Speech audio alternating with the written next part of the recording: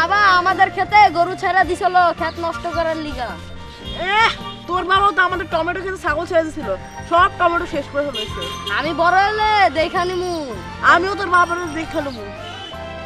এই কি হয়েছে? কে কোথায়? স্যার আপনি স্যার কিসের ঝগড়া হচ্ছে? না মাস্টার সাহেব আসলে ওরা একটু ক্ষেতের ফসল নষ্ট করছিল তো ওইটা নিয়ে একটু কথা ক্ষেতের বলছিল। ফসল নষ্ট করছে?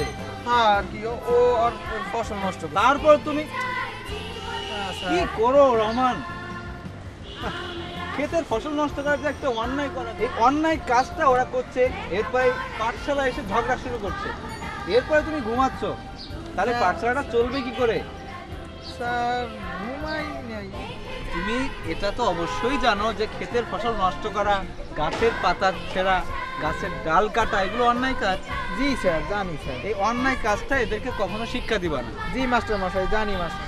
আর সবাই শোনো, তোমরা কখনো পাঠশালাতে এসে ঝগড়া করবা না, কোনো ক্ষেতের ফসল নষ্ট করবা না, তাহলে এটা ওরা তোমাদের উপর অভিশাপ দেবে।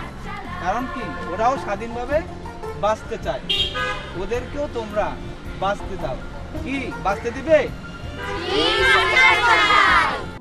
এই তো দেখো ফুল বাগানে গোলাপ ফুটতে দাও, রঙিন কাঁটা ঘুড়ির পিছে পালক ছুটতে দাও, নীল আকাশে সোনালি চিল মেলছে পাখা মেলতে দাও, জোনাক পোকা আলোর খেলা খেলছে রোজি খেলতে দাও, মধ্য দিনে নরম ছায়ায় ডাকছে ঘুঘু ডাকতে দাও, বালির উপর কত কিছু আঁকছে শিশু আঁকতে দাও, কাজল বিলে পানকৌড়ি নাইছে সুখে নাইতে দাও, গহীন গাঙে সুজন মাঝি বাইছে নাও বাইতে দাও, নরম রোদে শ্যাম পাখি নাচ জুড়েছে নাচতে দাও, শিশু পাখি ফুলের কুড়ি সবাইকে আজ বাঁচতে দাও।